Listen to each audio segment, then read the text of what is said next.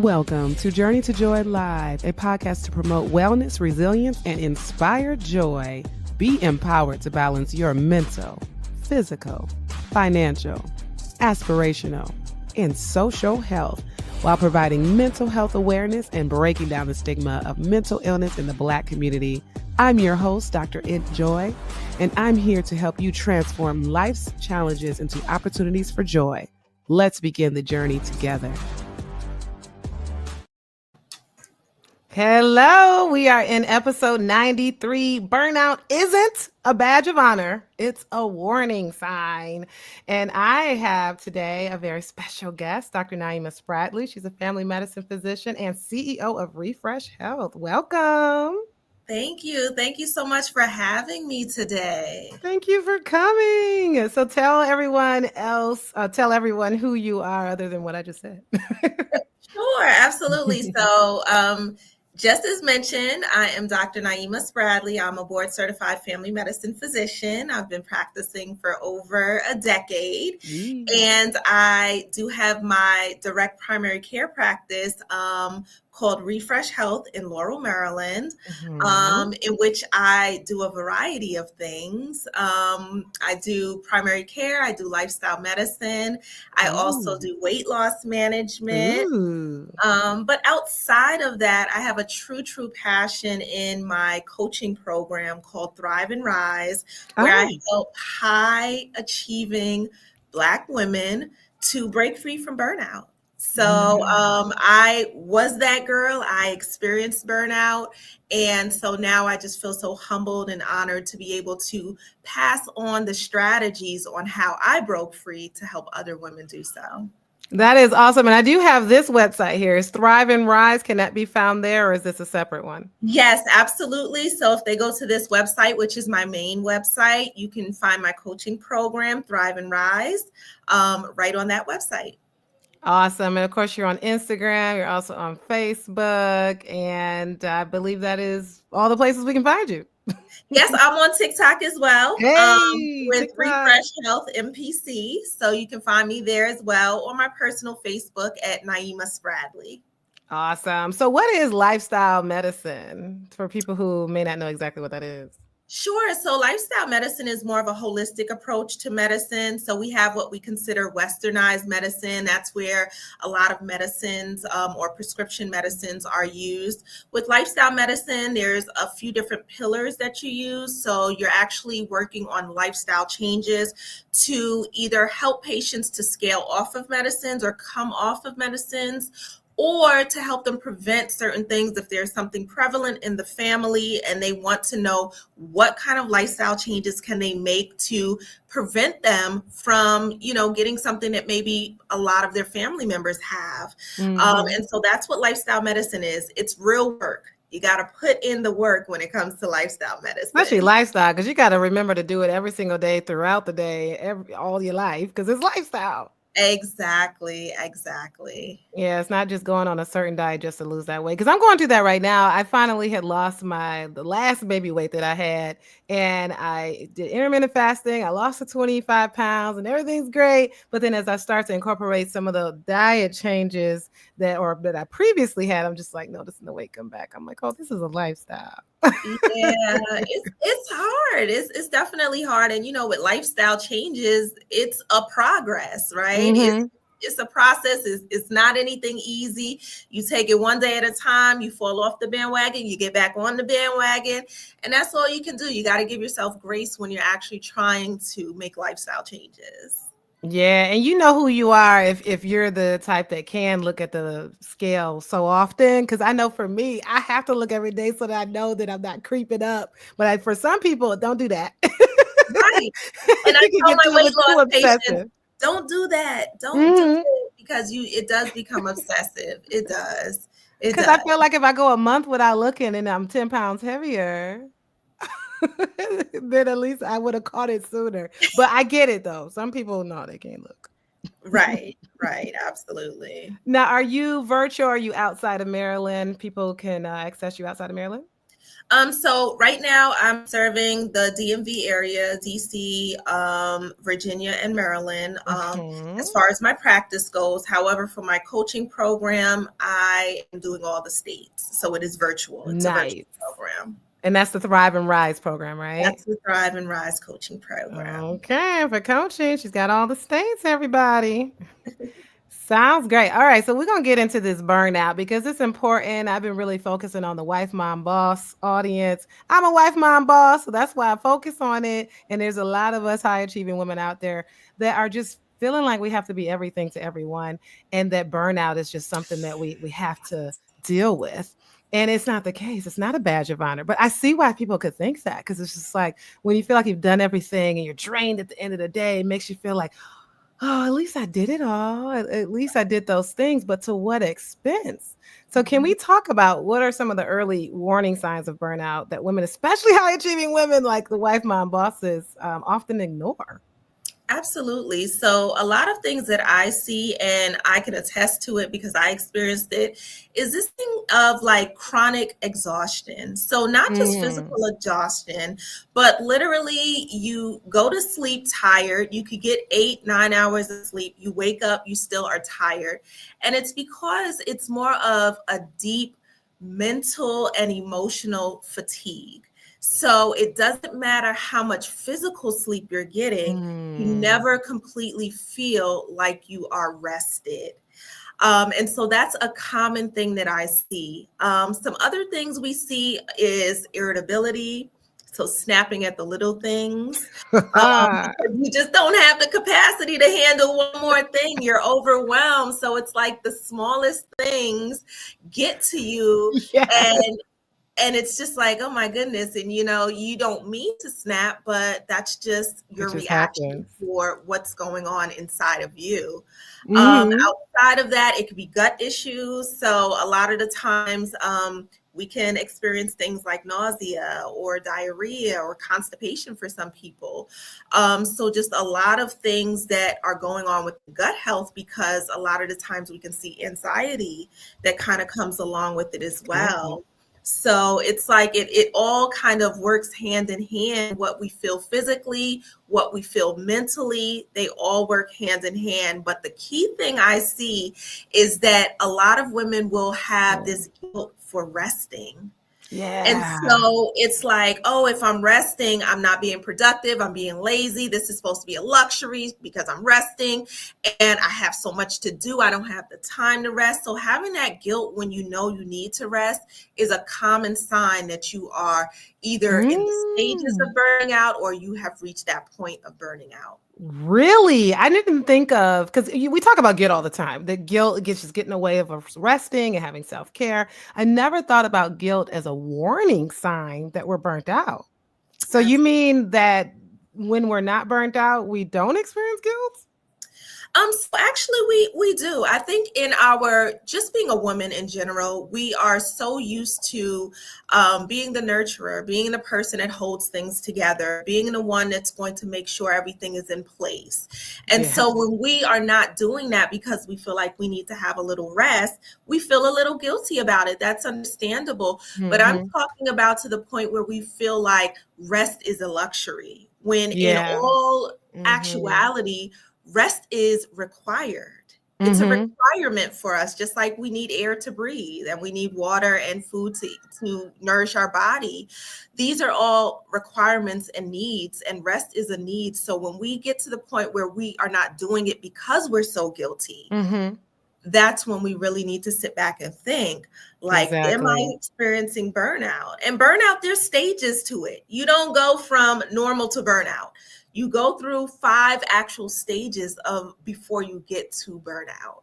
Yeah, and it's really like almost like the chicken or the egg, or just both the chicken and the egg happen at the same time, because guilt is a warning sign of burnout, but it's also burnout is the consequence of being guilty, because if you feel guilty, you're not going to take the rest and then you're going to get burnt out. So there's that too. So yeah, that definitely makes sense. So going back to the gut issues, because I have we're always talking about burnout and self-care and why we have to unlearn doing it all and all that. We talk about that a lot. You are a family physician, which means you very much talk about our physical health a lot. So tell us more details about the gut issues, what we can notice in our bodies. So a lot of the times, and I don't know if others have noticed this, but I have as well, that especially when you have anxiety or you have something mentally going on for you, it manifests in our gut. And so we tend to hold a lot of stress in that area. And that's why we can develop diarrhea. We can develop constipation. We can develop also loss of appetite. Yeah. And so or we're overeating. I was going to say the other You way know, around. it can be either extremes. Like for me, Yeah. when I was experiencing burnout, I actually started to have a lot of weight loss because I just had loss of Mm. appetite. So Mm. it was, but any of the extremes, overeating, undereating, they're both not good for your body. You're either not nourishing it or you're causing more havoc on it by adding weight to you. So Mm-hmm. both extremes are not good, but they come Yeah. along with if we're under chronic stress. That's just what happens. And then also when we're under chronic stress with gut issues, come weight gain a lot of the times and our cortisol levels going high. And cortisol is that fight or flight hormone. So it Oh, regulates yeah. our weight, it regulates our sleep patterns, it regulates our cravings. It does a whole lot of different things for us. So if we are, always in fight or flight, we start to get a lot of anxiety. That's where we start to see a lot of the gut issues that come along with it. Yeah, so that it can be all kinds of things, up and down in weight, up and down in appetite. So definitely things to look out for when it comes to considering if this is a warning sign for burnout. And it's different for different people, that's for sure. Any other thoughts on how burnout shows up differently in our body versus in our minds? We talked a lot about the gut health. Yeah. So like I was mentioning, when it starts, so most of the time we see the physical signs before the mental and the brain actually catches up to the physical part. And so that's Yeah. why a lot of the times we'll see physical things, but with the mental part, like I mentioned, the irritability, the mood swings, Mm-hmm. the brain fog, just having trouble focusing because you're trying to do so many different things. And this is what we see. And sometimes we even see depression. And Yeah. it comes in the form of just looking at things that maybe brought you joy before that no longer do that. They seem like a task now or something that you just don't want Yeah. to do. But depression and burnout are different. So you can experience burnout and not have depression, Mm-hmm. but also see depression as a symptom of burnout as well. So they don't always go hand in hand, but it's very common that we see that because at some point in burnout, you become numb. And Mm-hmm. so when you become numb, there's just nothing that really is going to give you that spark back, Yeah, and multiple you don't have emotions. the joy. Exactly. Exactly. And, a lot of people might ask, well, what exactly are the differences? I mean, I can take that one as a psychiatrist. I mean, if you are fully depressed, you're losing the ability to do your work, the ability to sleep. We call it the social occupational impairment, where their relationships are failing, work is failing, grades are going down, and things like that. So if you're literally seeing those kinds of signs happening where you're not able to function, then it must be depression. And then, of course, if suicidal thoughts come, then that's depression. Usually you're not having suicidal thoughts with burnout. You can see with burnout turning to different things like drugs and alcohol, I can imagine, right? Because you're starting to feel those signs and you're turning to certain things to feel better. What do you see in your practice with that? Yeah, so I definitely agree with that. With all things, when we're going through stress, when we're in a highly stressful situation, we're going to turn to things that we feel like are going to bring us comfort or going Yeah. to numb the situation. So that's why a lot of people will either start drinking or overeating because that's a comfort for some people. Or like you said, turning to drugs, either the heavy drugs or marijuana, just to, kind of take your mind off of the situation for a short period of time.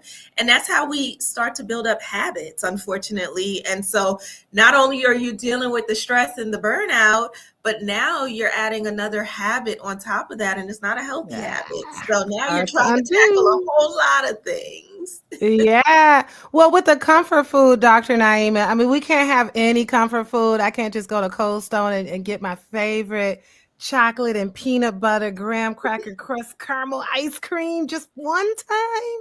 Of course you can. That is a part of self-care. Okay. If it brings you joy, that is a part of self-care. Now it's just when it's overindulging that it's a Girl, every problem. day? Not every day, right? Yeah, ice cream. That is my weakness right now. I had a 3 and then it's spring break. So I take the kids to have ice cream. That's my weakness right now. But I mean, also it's not in a setting of feeling burnt out, I don't think. I feel like my burnt outness goes like up and down, up and down. Cause as a wife, mom, boss, there's things that make you feel drained, temporarily, but then there's like the full on burnout that's just like consistent and long term. Yeah, and that's what I was saying. There's 5 stages to it. So you have number 1 is the honeymoon stage, where we're like, oh, I can do it all. I'm feeling good. I got this. No worries. And then it starts to kind of fizzle down in the stages till you get to stage 5, which is that habitual burnout stage. And that's that stage where you're pretty much numb and you're just like, okay, this is what life is. I'm just going to have to take it for what it is. And unfortunately, I was teetering between a 4 and a 5 stage when I finally got the help that I needed. But I always tell women, go off of the warning signs. Your body often will whisper before it screams to you. Well, that's good. It's giving us the signs. Yes. And so if you're seeing little things that are, not how you would normally be, listen to those warning signs so that you don't get to a 5. Exactly. So you named number 1 as being honeymoon, and you named number 5 as being habitual burnout. Is there a name for 2, 3, and 4, or is just kind of like a gradient? Yes. So number 2 is kind of what they say, the slow drain. So it's like, okay, I'm feeling fatigued. I'm feeling a little drained here, but I still am able to move forward. Number 3 is where you're like, okay, I am exhausted, but I just don't have the time to work on me. I need to still keep doing what I need to do. So you still have that energy, but it's slowly dying. And you're like, I know I need to do something, but I just don't have the time to pour into me and actually get help or do something for myself. And then the 4th stage is actually where we consider it burnout. It's called burnout. And that's where absolutely that you are in burnout. You know that you need to get the help. And at that point, you are physically, mentally, and emotionally drained. So you don't have that energy that you had with stages 1, 2, and 3. You really got to catch that when you get to 3, it sounds like. You do not want to get to 4. Absolutely. Yeah. Awesome. Thank you for explaining that. I didn't know about the stages of burnout. So it's good to know it's a stage. It's not like on and off, like all or none, like either you got it or you don't. You can actually catch the signs. Right. And everyone's signs are different. Yeah. Awesome. Well, what are some simple yet powerful shifts that women can make in their daily routines to move from survival mode to sustainable wellness? Because we do want to see what we could do to be able to prevent burnout. Absolutely. So there's 2 main things that come to my mind. The first one is start your day for you. Yeah. Okay. Yeah. So what I mean by that is start your day for you means don't wake up and turn on social media and scroll through your phone looking at everybody else's business. Don't go downstairs and make breakfast and get lunch ready for the kids. Don't get onto your email and start sending out emails or checking emails for work. It means actually taking time for you. And so what that means is 15 to 20 minutes from waking up, you need to be pouring into you. You need to be either meditation, journaling, affirmations, devotionals, drink a nice cup of tea, exercise, whatever is going to pour into you is what you need to do for the first 15 to 20 minutes of getting up and starting your day off. And I actually learned that. I think it took me almost 40 years to learn it, but I read a book. I read a book called Miracle Morning, and Heard he of it? actually, you heard of it before? Yeah, yeah, yeah. It changed my life because I used to get up and just be in such a frazzle, just go, go, go. Got to get my daughter ready Right for school. away. Got to do this, got to do that. I started getting up an hour early for me. And I noticed A that whole I have the hour. time, a whole hour. It was a struggle, because I'm not a morning person. But I said, you know what? I can make healthy changes. I can do it. And, to be honest, you don't have to be so strict and stringent on yourself that it has to be this. If you say one morning, I can't get up, you can't get up that morning. If you need to sleep a little bit more. But at the end of the day, it's about creating healthy habits so that you can make changes and make the changes that you want to see so that you can have different outcomes. And I noticed for myself, I just wasn't so anxious and in a rush when it came to leaving out in the mornings because I had more time Yes, to the actually time. do. Exactly. So that's one thing that I would definitely say to do. And that's just one. That's good. But there's number two now. Mm-hmm. So Mm-hmm. the second thing is we have to make sure that we are penciling ourselves and our schedule on our calendar, like we do our appointments for our kids, like we do for our meetings at work. Because when we have ourselves on the schedule, we're going to make sure that we actually prioritize ourselves. Yep. So if you say, hey, every second Friday, I'm going to make it a self-care day, then make sure that you do that for yourself. Put yourself so you can get a little alert, self-care day for Naima, self-care Yeah, if day it's for there, you're Dr. not gonna Joy. double book yourself. Yeah. Exactly, because if you do that, then you're going to make sure that you prioritize you. And I'm not saying you got to get your hair done and your nails done and a massage every month, but that can just mean snuggling up in the bed and watching a Netflix video. Mm-hmm. But it's giving yourself time to rest and to give yourself that care that you need.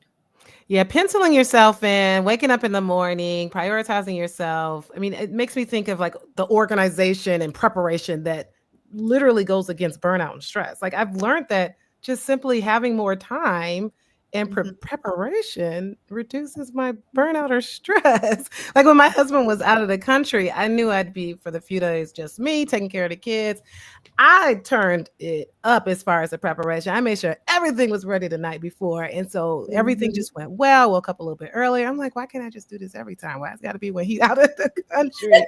So it's just like, if you do those things, those self care things, then it obviously helps. So these are really good things to think about. And also, technically, penciling myself in is also synonymous to me taking conference trip by myself because although it's for our CMEs that we need for our education, it's so waiting for me to get that me time trip. Yes, ma'am, it sure is. You have to get that mommy time in and by yourself, you It was know? good. I had a Yeah. staycation last week. That conference was in the city, and I still stayed at the hotel. I'm like, mm-mm. As you should have. As you should have. Absolutely. Yes. Yes, thank you for that. We definitely could use these. These are strategies we all talk about, but clearly we have to talk about this consistently because you are watching, you know that you're not always doing these things. And even the best of us, the ones that know everything to do. I mean, I've spoken to psychiatrists, family medicine physicians. They're like, oh, I know all the things to do. I just don't do it. It's like, well, why not? Right. Right. Yes. So we talked about the stages of burnout. Let's say we got to a 4. Let's say we to a 5. So for women who feel like it's too late and they're already deep in burnout, what's the first step towards healing and reclaiming your energy? Because maybe just simply waking up in the morning is not going to cut it, especially if their energy is so low. Right. So I would say the first step is giving yourself permission to pause. Mm. That's the first step. And I never tell women that it's too late. Because when I think about Yeah. burnout, I say that when you're burnt out, you're not broken, you're just depleted.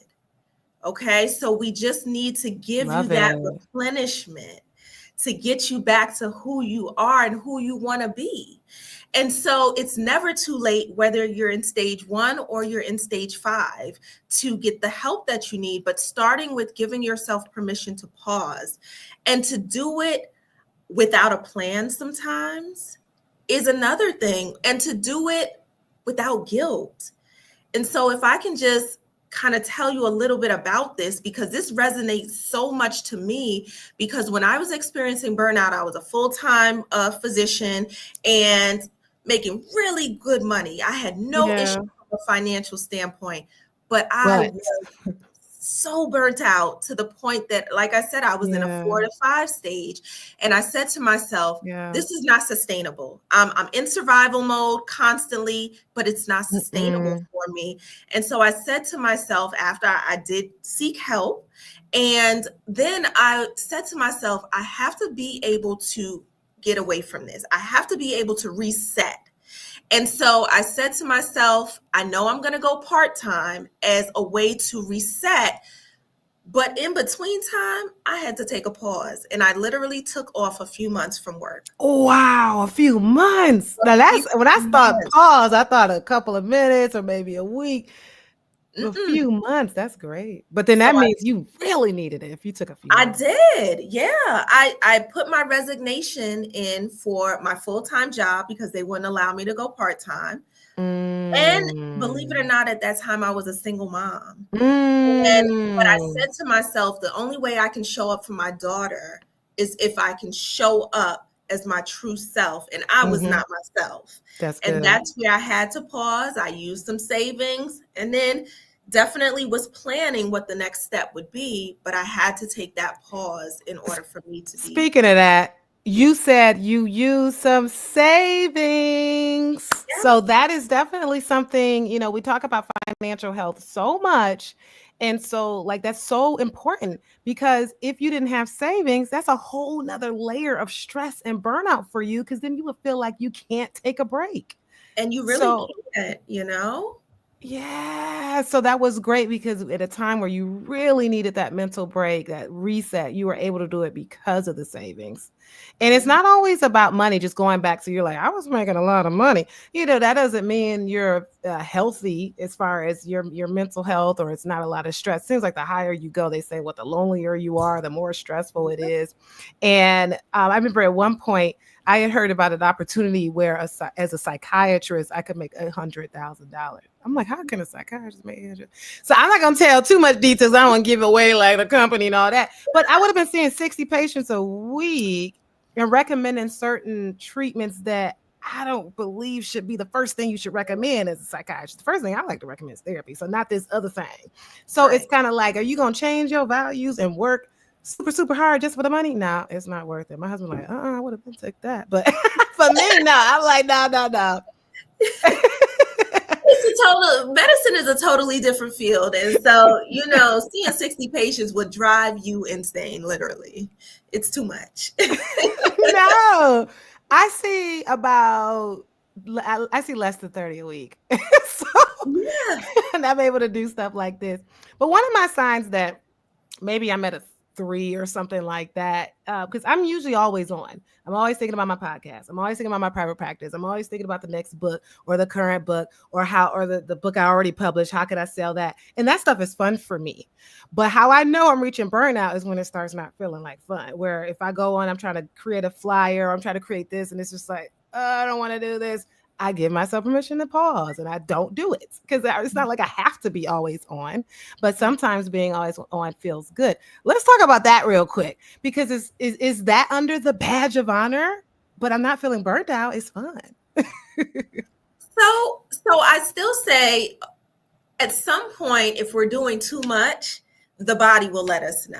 So even if something is fun, too much of anything is not good for us. That's work, that's indulging in, you know, whatever it is. Too much of it is not good. And a lot of the times, you know, when we're, you know, let's say starting something new and it's exciting and we're just all in with it, like how it is with when I started my practice, I was just like all in and just so excited. Right? But then it's like, okay, at some point, my body was like, okay, you're doing all of these things. Mm-hmm. take it down a notch. And so you have to listen to what your body is telling you. So you can still enjoy all the things, but you don't want to overdo anything because you will start to feel the effects of it at some point along the way.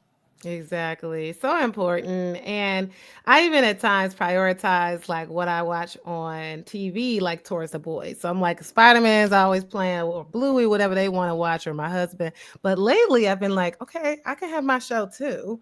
So I've been looking forward to actually watching a show that I want to watch as opposed to like thinking about the podcast and planning for the book, that kind of thing. So yes, it's very important. And it feels good to watch my own show.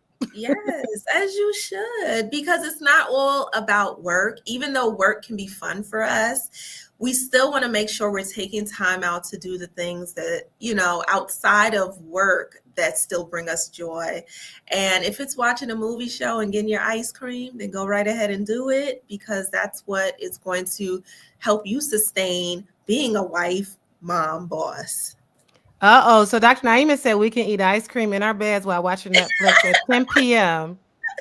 That's what you said. 10 p.m. ice cream. As long as you don't overindulge. As long as you don't overindulge, enjoy. I always tell my patients that. Enjoy as long as you do it in moderation. Moderation, yeah, not every night. I usually don't. I try not to eat after 7. But I remember a couple of nights where it's my favorite time, and actually I did a reel on this. One of my favorite parts of the day is just get in bed with my husband and just watching TV, right? And one time we were just like, we're gonna order something. What did we order? I think we ordered some chips and dip just from a random restaurant. And then he went out and got it. We just eat chips and dip in the bed at 11 p.m. That just felt so good. But we can't do that every night. That goes back to moderation. You can do what you want as long as you do it, within range. Yes, for sure. So, what's one thing that you wish every wife, mom, boss to do about burnout, and why it's just literally not a measurement of strength? Sure. So what I realize, especially with women, especially with Black women, we say that our worth goes hand in hand with our productivity. Ooh. And that's not true. So how much you do does not depend on how worthy you are. And a lot of the times that's what we feel. Oh, we have to do so many things. We have to wear so many hats, be a caregiver, a mom, a career woman, a spouse. We have to do all of these things and be productive at it in order for us to feel like, yes, I'm that woman. I did it. And that's not the case, because the productivity and that mindset is what leads to burnout. And my clients in my coaching program, I tell them the first step is called reset.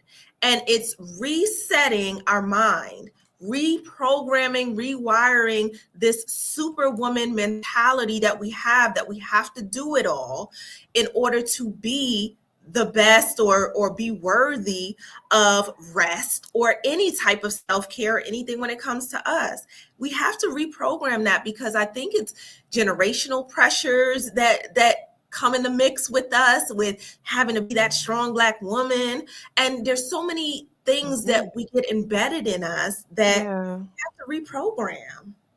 Yeah. And, with that, unlearning, like having to be it all and being the superwoman, but also unlearning certain negative thoughts that might lead to that. Because I've noticed that sometimes I might have the thought that, did I do enough? I didn't do enough. So if I'm feeling like I didn't do enough, even though I did everything, then I'm going to keep doing everything, and then I'm going to burn out. So, what is your go-to negative thought that makes you feel like you got to keep going? Is it like the superwoman mentality? Is it not feeling like you're doing enough? So definitely really important to learn yourself and learn your thoughts.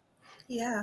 And can I just say there's just one myth that I hear so much about burnout is that with burnout, oh, you just need to rest. You just need to take one thing off of your plate, do less. But yes, rest is essential. But when it comes to burnout, you have to learn how to expand your capacity. And that does not mean to take on more. But that means to hold what matters with more resilience, more grace, Mm. and more alignment. So Good. holding on to what actually matters more is how you expand your capacity, not actually taking on more. So that's something that I really work hard with my clients as well, because once you expand your capacity and you understand how to deal with life's demands, you have a different outlook on things, you respond differently, and you have a different outcome. And that's what it's all about. It's about moving forward and learning how to do things differently so that you can grow as a person and be the best version of you that you want to be. Oh, that's powerful. Thank you so much, Dr. Naima. These have been really great nuggets that everyone's learning. And let me tell everybody how we met, because I had the first Wife, Mom, Boss Unfiltered chat in February, and you came. And I was like, oh my gosh, she's so amazing. Let me get you on my talk. And we're going to have another one backed by popular demand this coming April 14th, this coming Monday at 7 p.m. So you can go to my website to find the registration. It is on Zoom and it's completely free, just so us wife, mom, bosses can get together and just talk about the challenges and like different tips, because we're all going through the same thing. And wife doesn't necessarily mean you got to show a marriage certificate. Maybe you are a co-parent. You are dealing with the other person. Maybe you are engaged. Maybe you are not officially married, but y'all been together for 20 years, but you still dealing with another spouse, plus kids, plus you a boss, or you're caregivers. You a wife caregiver boss. Come out. The only thing, you got to be a female at least. At least, right? But let's come out. Let's talk. Unfiltered. Now, Dr. Naima, I always ask my guests what their personal journey to joy has been like. So tell us. So my personal joy to journey, wow, it's been amazing. I gotta say, I have grown so much as a person, just within the last few years, from experiencing burnout, learning how to break free from it, experiencing loss, more recent in the last 2 years, or I should say the last year for me, and then within the last 3 years, experiencing quite a bit of loss. And then getting to own in my practice and being able to actually help other women to break free from what was holding me back for so long. So my journey has just been one of growth, one of abundance. And I just feel so blessed to be able to drop these jewels and these nuggets to women that need to hear this, because so often we are suffering in silence. Yeah. Trying to do it all by ourselves when there's help out there. And don't wait to get the help that you need. I waited too long. And that's why I tell women, don't wait, because I want to be the example. Don't wait. Do it when you need to do it. Do it early on so you can heal and be the person that you want. Yeah. And the life that you envision is waiting for you. It's waiting for you. It's at your fingertips, but you have to be healthy. You have to be the best person and the best version of you to get to that success. Yeah. And when you say you waited too long, do you mean that you wouldn't have needed a whole 3 months to take off, or what were some of the signs back then? I think that if I wasn't so far deep in, I would have maybe been able to get out a little bit easier, and not necessarily need all that time off. It doesn't mean, and that's okay that you did.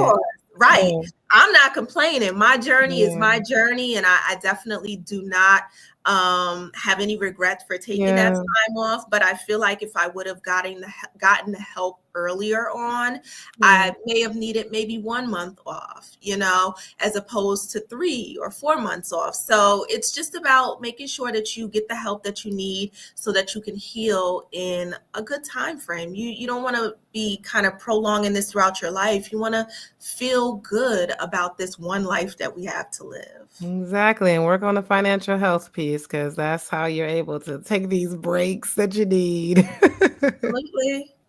Thank you so much for coming on Journey to Joy Live. I really appreciate you. Yes, thank you for having me. And please tune in to that Zoom, because it was amazing. It was definitely amazing. It caught my eye just with the name itself, Wife, Mom, Boss. So you will not be disappointed when you join April 14th Make sure you Thank come you. in, support us beautiful Black queens, and be able to have unfiltered talk. Thank you so much. I appreciate that. Dr. Naima Spradley.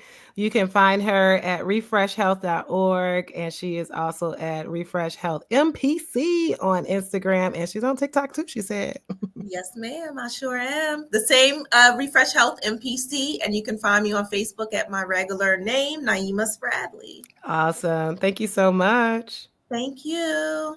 This has been an Enjoy Life production. If you're in a crisis, don't hesitate. Call, text, or chat 988 for immediate support. Please note, this podcast is for informational purposes only and is not a substitute for professional treatment. If you're looking for therapy or medication management through Enjoy Life, visit www.drenjoylife.com to request a consultation. I accept Aetna for Georgia residents, and out-of-pocket services are available for others. I'm licensed in Georgia, Florida, Michigan, Tennessee, Maryland, Wisconsin, New Hampshire, Illinois, Virginia, and Minnesota.